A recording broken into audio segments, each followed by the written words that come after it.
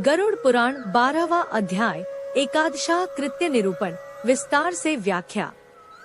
यह अध्याय मृत्यु के बाद एकादशाह 11वें दिन किए जाने वाले धार्मिक कृत्यों और दान की महत्ता का वर्णन करता है। गरुड़ जी के पूछने पर श्री भगवान विष्णु स्वयं इस विषय की विधिपूर्वक जानकारी देते हैं। आइए इसे सरल और विस्तार से समझते हैं। गरुड़ जी का प्रश्न। गरुड़ जी भगवान से पूछते हैं, हे सुरेश्वर, कृपया मुझे बताइए कि मृत्यु के 11वें दिन क्या क्या धार्मिक कार्य करने चाहिए और वृषोत्सर्ग बैल का दान की विधि क्या है। भगवान विष्णु का उत्तर। भगवान विष्णु गरुड़ जी से कहते हैं कि एक एकादशा 11वें दिन की महत्ता। मृत्यु के 10वें दिन तक जितने भी संस्कार और कर्म होते हैं वे अधिकतर मौन मंत्रों के उच्चारण के बिना किए जाते हैं, परंतु 11वें दिन का पिंडदान प्रेत को अर्पित पिंड मंत्रों के साथ करना चाहिए, क्योंकि यह प्रेत की आत्मा को गति देने वाला, उसे यमलोक या पितृलोक की ओर अग्रसर करने वाला होता है। 2. ब्राह्मणों का निमंत्रण। ब्राह्मणों को आमंत्रित करें जो वेद शास्त्रों का ज्ञान रखते हों। उनके सामने हाथ जोड़कर मृत आत्मा की शांति और मोक्ष के लिए प्रार्थना करें। 3. आचार्य की भूमिका। कर्मकांड के आचार्य पंडित स्नान करके शुद्ध हो जाएं और फिर विधिपूर्वक धार्मिक कृत्यों की शुरुआत करें। 4. मूर्तियों की स्थापना। भगवान बताते हैं कि एकादशा के दिन 4 मुख्य देवताओं की मूर्तियों की स्थापना की जानी चाहिए। इन मूर्तियों को धातु से बनवाया जाता है और चारों दिशाओं में स्थापित किया जाता है। देवता मूर्ति किससे बने। दिशाकलश में क्या भरेम वस्त्र का रंग विष्णु सोना, सुवर्ण, पश्चिम गंगाजल पीला ब्रह्माचादी, रजत, पूर्वदूत व जलस्फेद रुद्र, शिव, तांबा, ताम्र, उत्तर मधु व घृत, शहद घी, लाल यमराज लोहा, लौह, दक्षिण इंद्रोदक, वर्षा जल, काला। हर दिशा में एक कलश रखा जाता है और उस पर संबंधित वस्त्र से मूर्ति को सजाकर स्थापित किया जाता है। इन विधियों का उद्देश्य, इन सभी कृत्यों का उद्देश्य मृतात्मा को यमलोक के मार्ग में सहायता देना, उसे शुभ गति प्रदान करना और परलोक की यात्रा को सरल बनाना है। श्राद्ध विधि और मृत आत्मा की शांति हेतु अनुष्ठान। कुशमयी प्रेत प्रतिमा की स्थापना। सबसे पहले 2 लोगों के बीच मध्य में एक पवित्र मंडल बनाया जाता है। यह मंडल एक तरह की धार्मिक आकृति होती है जो अनुष्ठान की पवित्रता बनाए रखने के लिए बनाई जाती है। इस मंडल के बीच में कुश, एक प्रकार की पवित्र घास से बनी हुई एक प्रेत की प्रतिमा, मृतक का प्रतीक, स्थापित की जाती है। दक्षिणाभिमुख और अपसव्य होकर तर्पण। इसके बाद तर्पण किया जाता है जिसमें पवित्र जल और तिल आदि अर्पित करके पितरों को तृप्त किया जाता है। तर्पण करते समय व्यक्ति का मुख दक्षिण दिशा की ओर होता है और उसे अपसव्य पवित्र वस्त्र को दाहिने की बजाय बाएं कंधे पर डालकर रहना होता है। देवताओं का तर्पण। इसके बाद विष्णु, ब्रह्मा, शिव और धर्मराज, यमराज का तर्पण वेद मंत्रों के साथ किया जाता है। होम, श्राद्ध और दान। तर्पण के बाद होम, अग्नि में आहुति किया जाता है। फिर श्राद्ध, पितरों के निमित्त भोजन आदि अर्पण किया जाता है। साथ ही 10 घट, पात्र आदि का दान ब्राह्मणों को दिया जाता है। गोदान, गाय का दान। इसके बाद पितरों की मुक्ति के लिए गोदान किया जाता है। गोदान करते समय यह कहना होता है, हे माधव, यह गाय मैं आपकी प्रसन्नता के लिए दान कर रहा हूँ। कृपया इस गोदान से प्रसन्न हो। मृतक द्वारा उपयोग की गई वस्तुओं का दान।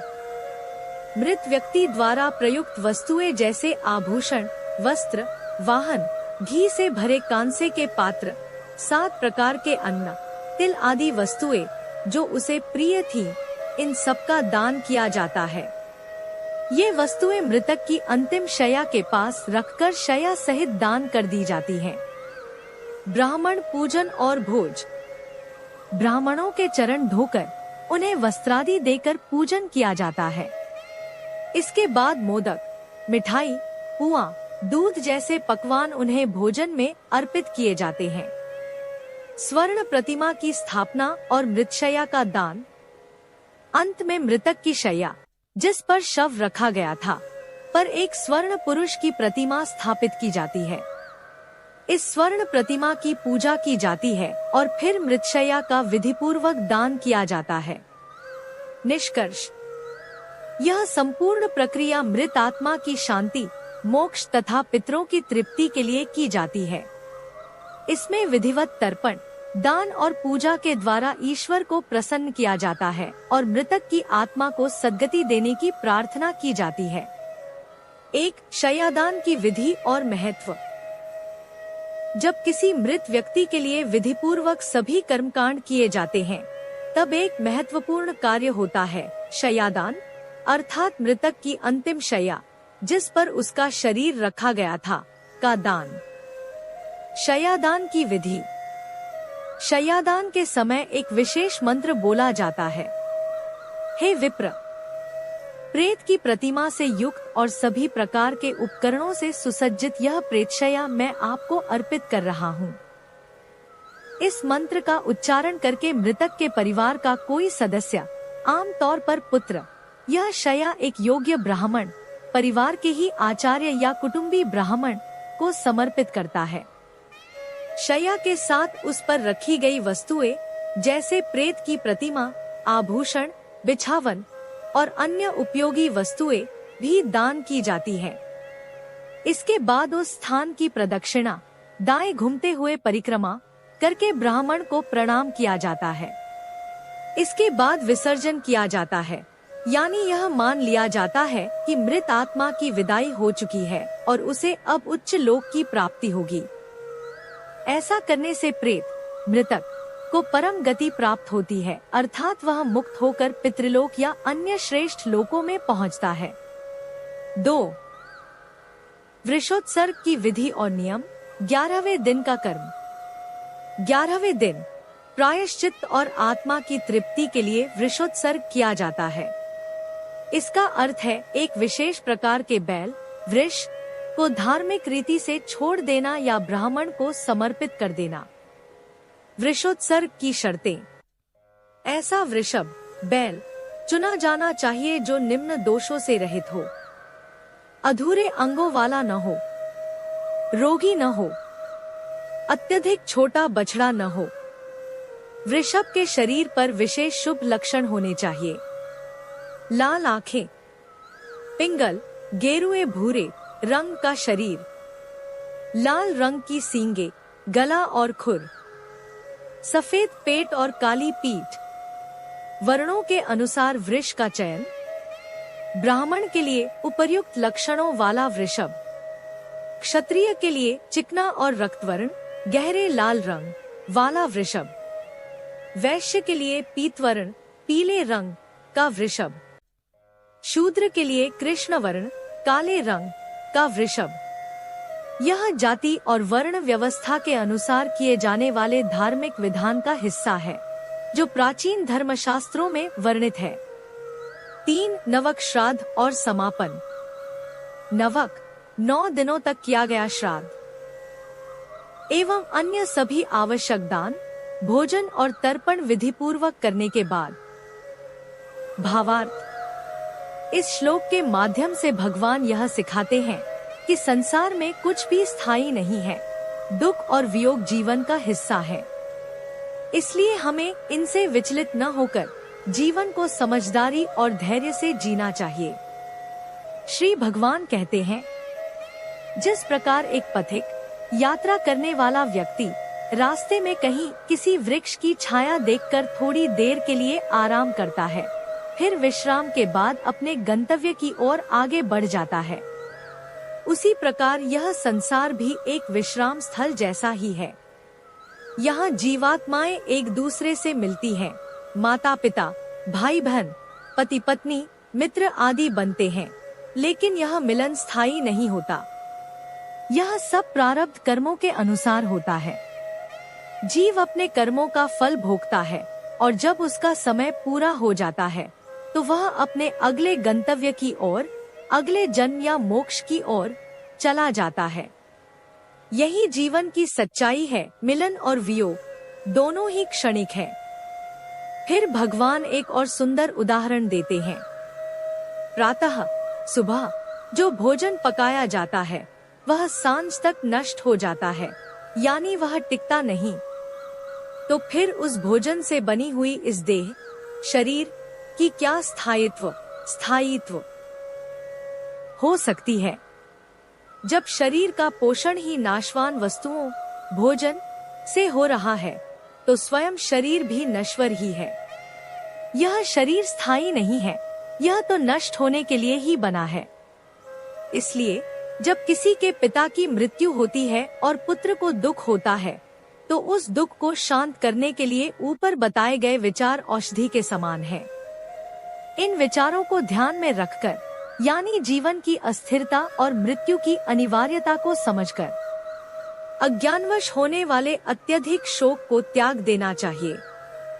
इसके बाद पुत्र को अपने पिता के अंतिम संस्कार और श्राद्ध कर्म आदि क्रियाकर्म शांत चित्त और श्रद्धा से करना चाहिए। सारांश: जीवन एक विश्राम स्थल जैसा है। जीव मिलते हैं और फिर अपने कर्मानुसार आगे बढ़ जाते हैं। शरीर नाशवान है क्योंकि यह भी नष्ट होने वाले अन्न से बना है। अत्यधिक शोक अज्ञान का परिणाम है, इसे ज्ञान से दूर किया जा सकता है।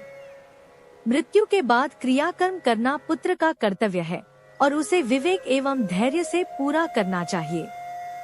भावार्थ: इस श्लोक में समझाया गया है कि संसार में मिलन और बिछड़ना स्वाभाविक है। आत्मा के लिए यह जीवन एक अस्थायी पड़ाव मात्र है। इसलिए मृत्यु को लेकर अत्यधिक दुखी होने के बजाय उसे एक स्वाभाविक प्रक्रिया मानकर धैर्यपूर्वक अंतिम कर्तव्यों का निर्वहन करना चाहिए। भगवान विष्णु गरुड़ जी से कहते हैं, जब किसी पुरुष की मृत्यु हो जाती है और उसका अपना पुत्र नहीं होता, तब उस मृत व्यक्ति की क्रियाकर्म, अंतिम संस्कार, पिंडदान, श्राद्ध आदि किसे करनी चाहिए? यह बहुत महत्वपूर्ण प्रश्न है, क्योंकि इन कर्मों से ही आत्मा को शांति और गति मिलती है। इसलिए ऐसी स्थिति में कर्तव्य का यह क्रम बताया गया है। सबसे पहले उसकी पत्नी को यह क्रिया करनी चाहिए। यदि पत्नी जीवित हो और सक्षम हो तो वह यह धार्मिक कर्म संपन्न करे।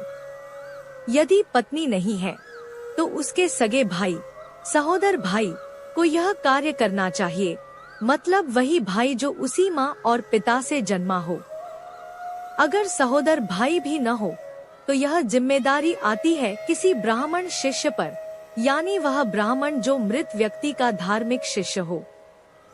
और अगर शिष्य भी न हो तब यह कर्म कोई सपिंडी व्यक्ति करे। सपिंडी मतलब ऐसा संबंधी जो मृतक के रक्त संबंधों, वंशजों में आता हो, जैसे चचेरा भाई, भतीजा इत्यादि। 1. वृषोत्सर्ग से पूर्वजों की मुक्ति। ऐसा माना गया है कि यदि किसी व्यक्ति के पूर्वज रौरव आदि भयानक नरकों में यातनाएं भोग रहे हों, तो वह व्यक्ति यदि विधिपूर्वक वृषोत्सर्ग करता है तो अपने 21 पीढ़ियों के पितरों को भी मुक्ति दिला सकता है। यह कार्य इतना पुण्यदायी माना गया है कि स्वर्ग में स्थित पितर भी वृषोत्सर्ग की आशा करते हैं। वे सोचते हैं, हमारे वंश में कोई ऐसा पुण्यात्मा पुत्र होगा जो वृषोत्सर्ग करेगा, जिससे हमें भी परम गति प्राप्त होगी। वे यह भी कहते हैं कि सभी यज्ञों में वृष यज्ञ, वृषोत्सर्ग सर्वोत्तम है, क्योंकि यह मोक्ष देने वाला है। इसलिए पितरों की मुक्ति के लिए हर मनुष्य को चाहिए कि वह विधिपूर्वक और पूर्ण श्रद्धा से वृषोत्सर्ग करे। 2. वृषोत्सर्ग की विधि और तैयारी। वृषोत्सर्ग केवल बैल को छोड़ना भर नहीं है, यह एक विशेष धार्मिक अनुष्ठान है जिसमें पूजा, मंत्रोच्चार और प्रतीकात्मक कर्म किए जाते हैं। ग्रहों की पूजा और होम। वृषोत्सर्ग करने वाला व्यक्ति पहले नवग्रहों की स्थापना करता है। फिर उपयुक्त वैदिक मंत्रों से ग्रहों की पूजा करके होम अग्निहोत्र करता है। गायों की पूजा। वृषभ की माता गाय का पूजन करना भी अनिवार्य है। शास्त्रों के अनुसार गाय स्वयं अत्यंत पवित्र मानी जाती है और वृषभ उसी की संतान होता है। 3. बछड़े और बछड़ी का विवाह संस्कार, वृषवधु अनुष्ठान। यह अनुष्ठान एक प्रतीकात्मक विवाह जैसा होता है, जिसमें बछड़े और बछड़ी को वर और वधू के रूप में सजाया जाता है। यह प्रक्रिया इस प्रकार होती है। एक बछड़ा और बछड़ी चयनित किए जाते हैं। उनके पैरों में कंकण, धागे या चूड़ी जैसे बंधन बांधे जाते हैं। फिर उन्हें स्तंभ, खंभे में बांधा जाता है। यह ठीक वैसे ही होता है जैसे विवाह में वरवधु मंडप में एक साथ बंधे होते हैं। 4. स्नान, पूजा और प्रतीक चिन्ह। बछड़ा और बछड़ी को रुद्रकुंभ, भगवान रुद्र को अर्पित जल से स्नान कराया जाता है। फिर उन्हें गंध, सुगंधित लेप, पुष्पमाला आदि से सुशोभित किया जाता है। पूजा के बाद उनकी प्रदक्षिणा 3 बार परिक्रमा की जाती है। वृष पर विशेष चिन्ह बनाए जाते हैं। वृष के दक्षिण भाग पर त्रिशूल, भगवान शिव का प्रतीक बनाया जाता है और वाम भाग पर चक्र, भगवान विष्णु का प्रतीक बनाया जाता है। 5. वृष को छोड़ते समय बोले जाने वाला मंत्र। जब यह सब विधिपूर्वक पूर्ण हो जाए, तब वृषभ को छोड़ते हुए पुत्र को हाथ जोड़कर निम्न मंत्र का उच्चारण करना चाहिए। पूर्व काल में ब्रह्मा द्वारा निर्मित तुम वृषरूपी धर्म हो। तुम्हारे उत्सर्ग से तुम हमें संसार के भवसागर से पार लगाओ। यह मंत्र दर्शाता है कि वृष धर्म का प्रतीक है और उसका त्याग करने से संसार के बंधन से मुक्ति मिलती है। निष्कर्ष, वृषोत्सर्ग केवल एक पशु का दान नहीं, बल्कि एक प्रतीकात्मक मोक्ष यज्ञ है, जिसमें ब्रह्मा, शिव, विष्णु के चिन्हों द्वारा धर्म की स्थापना होती है। पूर्वजों की आत्मा को नरक यातनाओं से मुक्ति मिलती है। स्वर्गवासी पितर भी इससे परम गति को प्राप्त होते हैं। यह कर्म न केवल मृतकों का कल्याण करता है, बल्कि करने वाले को भी भवसागर से मुक्ति और पुण्य प्रदान करता है। वृषोत्सर्ग का महत्व और विधि। जब हम बछड़े और बछड़ी को छोड़ने लगे, तब एक विशेष मंत्र के साथ उनका सम्मान पूर्वक नमस्कार करते हैं। इस मंत्र के माध्यम से भगवान विष्णु यह प्रतिज्ञा करते हैं कि जो कोई भी इस प्रकार से वृषोत्सर्ग करता है, मैं उसे हमेशा वर, आशीर्वाद प्रदान करता हूँ और उसके पूर्वजों को मोक्ष की प्राप्ति होती है। इसलिए वृषोत्सर्ग का कर्म अवश्य करना चाहिए। जीवन में वृषोत्सर्ग का फल, यह केवल मृतक के लिए ही नहीं, जीवित व्यक्ति के लिए भी अत्यंत शुभ फल देने वाला कर्म है। यदि कोई पुत्रहीन व्यक्ति स्वयं वृषोत्सर्ग करता है, तो वह अपने उद्देश्य को प्राप्त करके परम शांति एवं मोक्ष को प्राप्त होता है। इसका प्रभाव इतना शक्तिशाली है कि इससे उसे जन्म मृत्यु के चक्र से मुक्त होने का वरदान मिलता है। वृषोत्सर्ग का शुभ समय। वृषोत्सर्ग के लिए समय और माह का विशेष ध्यान रखना चाहिए। इसे विशेष शुभ कालों में करना चाहिए, जैसे कार्तिक मास और अन्य शुभ मास।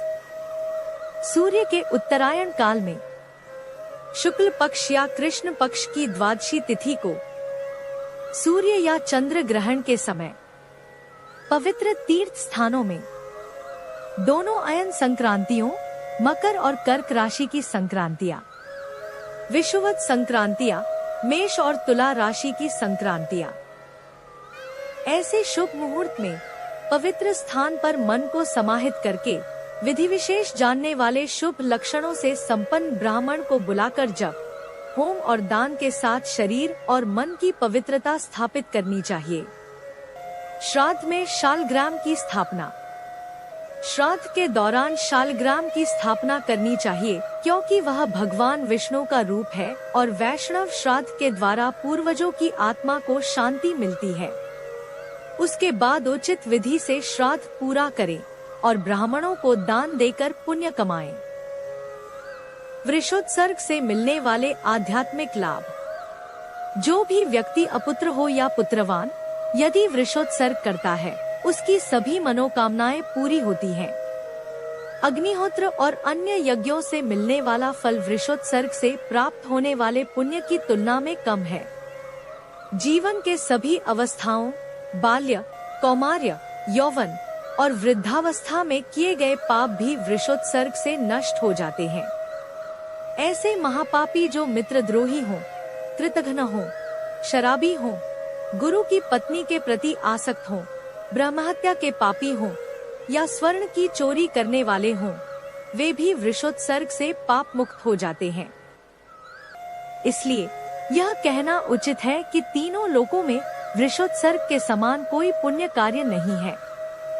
निष्कर्ष। वृषोत्सर्ग न केवल एक धार्मिक अनुष्ठान है बल्कि यह जीवन के पापों से मुक्ति और आत्मा की शुद्धि का माध्यम है। इसका महत्व इतना अधिक है कि भगवान विष्णु स्वयं इसका वरदान देते हैं। इसलिए इसे सच्चे मन से विधिपूर्वक शुभ समय और शुभ स्थान पर करना चाहिए। वृषोत्सर्ग करने के नियम और उसकी सीमाएं। जब कोई महिला जो पति और पुत्र वाली हो अगर उनके सामने ही मृत्यु को प्राप्त हो जाए तो उस महिला के लिए वृषोत्सर्ग नहीं करना चाहिए। ऐसी स्थिति में उसके उद्धार के लिए दूध देने वाली गाय का दान करना श्रेष्ठ माना गया है। इससे यह स्पष्ट होता है कि हर मृतक की स्थिति और परिवार के हालात के अनुसार अनुष्ठान और दान करने का विधान अलग होता है। वृषभ के प्रति दया का महत्व। जो व्यक्ति वृषभ को किसी प्रकार के बोझ या काम के लिए अपनी पीठ या कंधे पर उठाने के लिए मजबूर करता है वह अत्यंत पापी माना गया है। ऐसा करने वाला व्यक्ति प्रलय तक नरक की कठोर यातनाओं का भागीदार बनता है। इसके अलावा यदि कोई निर्दयी व्यक्ति वृषभ को मुट्ठी से या लकड़ी से मारता है तो वह भी भारी पाप करता है और एक कल्प बहुत लंबा समय तक यम की सजा भोगता है। इससे यह शिक्षा मिलती है कि वृषभ के प्रति अत्यंत आदर और दया का भाव रखना आवश्यक है,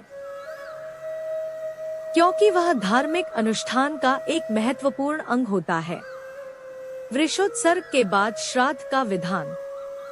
वृषोत्सर्ग करके मृतक का सपिंडीकरण, पिंडदान आदि के माध्यम से मृतक के साथ संबंध स्थापित करना आवश्यक है। इसके पूर्व और बाद में षोडश श्राद्ध 16 प्रकार के श्राद्ध कर्म विधिपूर्वक संपादित करने चाहिए। प्रथम मलिन षोडशी श्राद्ध। यह श्राद्ध 10 दिनों तक किया जाता है और इसमें निम्नलिखित स्थानों पर पिंड प्रदान करना आवश्यक होता है। मृत स्थान जहां मृत्यु हुई हो, द्वार पर, अर्धमार्ग रास्ते के बीच में, चिता जिस पर अंतिम संस्कार हुआ हो, शव के हाथ में, अस्थि संचय अस्थियों के संग्रह स्थल। इन स्थानों पर 6 पिंड दिए जाते हैं और 10 दिन तक 10 पिंडों का दान किया जाता है। इसे प्रथम मलिन षोडशी श्राद्ध कहते हैं। मध्यम षोडशी श्राद्ध। यह दूसरा श्राद्ध होता है जो मध्य में किया जाता है। इसका भी विधान और महत्व है जिसका विवरण आगे दिया जाना चाहिए। निष्कर्ष। वृषोत्सर्ग के नियमों का पालन करते हुए उसका सम्मान और दया पूर्वक व्यवहार अत्यंत आवश्यक है। मृतक के श्राद्ध कर्म विधि पूर्वक और क्रमवार करना चाहिए ताकि उसकी आत्मा को शांति मिले। विशेष स्थिति में जैसे पति पुत्र वाली स्त्री की मृत्यु, अलग विधि अपनाई जाती है जो शास्त्रों द्वारा निर्धारित है। मध्यम षोडशी श्राद्ध का विधान और महत्व। मध्यम षोडशी श्राद्ध मलिन षोडशी की तरह ही होता है, जिसमें कुल 16 पिंड दान किए जाते हैं। प्रत्येक पिंड को समर्पित करने का एक विशेष देवता या आध्यात्मिक लक्ष्य होता है। इस प्रकार पहला पिंड भगवान विष्णु को दिया जाता है, क्योंकि वे सभी प्राणियों के पालनहार हैं और आत्मा को संरक्षण देते हैं। दूसरा पिंड भगवान शिव को अर्पित किया जाता है, जो संहारक और परिवर्तन के देवता है। तीसरा पिंड सपरिवार यमराज को दिया जाता है, जो मृतात्माओं के न्यायाधीश हैं। चौथा पिंड सोमराज चंद्रदेव को दिया जाता है, जो शीतलता और शांति प्रदान करते हैं। पांचवा पिंड हव्यवा अग्नि को अर्पित किया जाता है, जो यज्ञ में हवन सामग्री ग्रहण करते हैं। छठा पिंड कव्यवा अग्नि को दिया जाता है, जो ऋषियों के यज्ञों में अग्नि का संचालन करते हैं। सातवां पिंड काल देव को अर्पित किया जाता है, जो समय के स्वामी हैं। आठवां पिंड रुद्र को दिया जाता है, जो शिव के क्रोधी रूप हैं। नवा पिंड पुरुष को दिया जाता है, जो सृष्टि के मूल स्वरूप माने जाते हैं। 10वां पिंड प्रेत को अर्पित किया जाता है, जो मृत आत्माओं के लिए समर्पित होता है। 11वां पिंड तत्पुरुष के लिए दिया जाता है, जो परमात्मा के एक रूप हैं। शास्त्रज्ञ इस पूरे विधि को मध्यम षोडशी श्राद्ध के नाम से जानते हैं। उत्तम षोडशी श्राद्ध और अन्य श्राद्ध। इसके बाद प्रतिमास के 12 पाक्षिक, त्रिपाक्षिक, षाण्मासिक और ऊनाब्दिक श्राद्ध होते हैं, जिन्हें उत्तम षोडशी श्राद्ध कहा जाता है। ये सभी श्राद्ध क्रियाएं मृतक की आत्मा की शुद्धि और उसके पितरों की पंक्ति में प्रवेश के लिए आवश्यक हैं। षोडशत्रयी श्राद्धों का महत्व। ये तीनों श्राद्ध मलिन षोडशी, मध्यम षोडशी और उत्तम षोडशी मिलकर षोडशत्रयी श्राद्ध कहलाते हैं।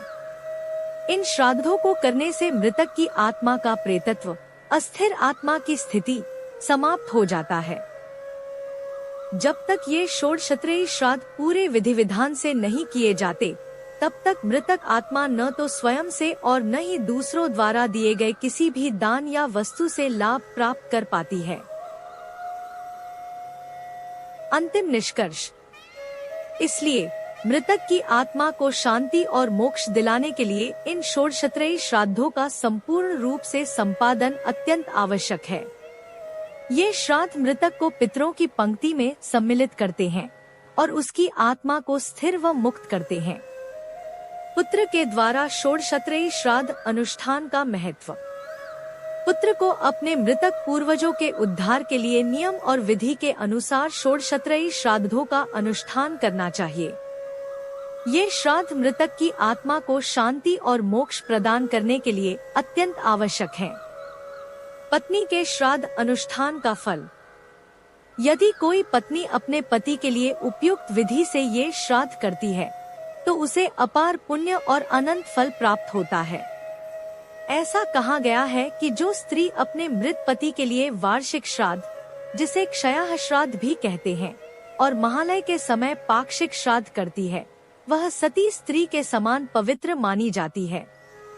पतिव्रता स्त्री का महत्व।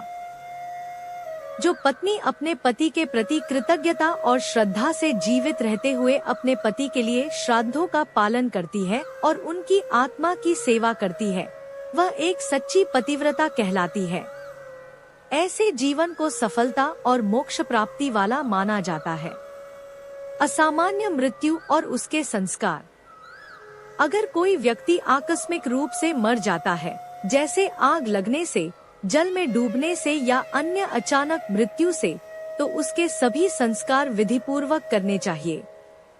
यदि मृत्यु किसी गलती, स्वेच्छा से या सांप के काटने से होती है, तो मृतक के दोनों पक्षों, परिवार वालों द्वारा पंचमी तिथि को नाग पूजा करनी चाहिए। नाग पूजा विधि। नाग पूजा के लिए जमीन पर नाग के फण की आकृति बनानी चाहिए, जो सफेद रंग की हो। उसके चारों ओर सफेद फूल और सुगंधित चंदन लगाकर पूजा करनी चाहिए।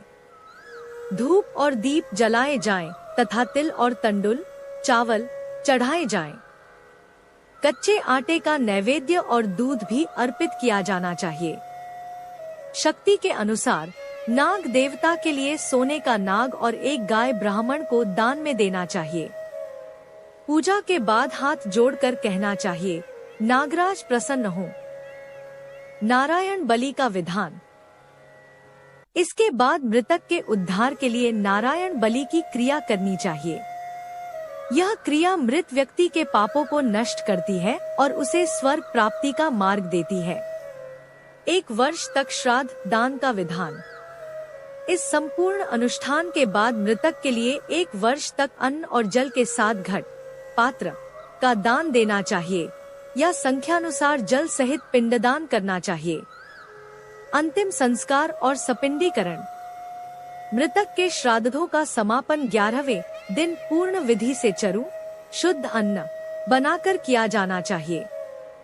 इसके पश्चात मृतक का सपिंडीकरण किया जाता है, जो उसकी आत्मा को पितरों की पंक्ति में सम्मिलित करता है।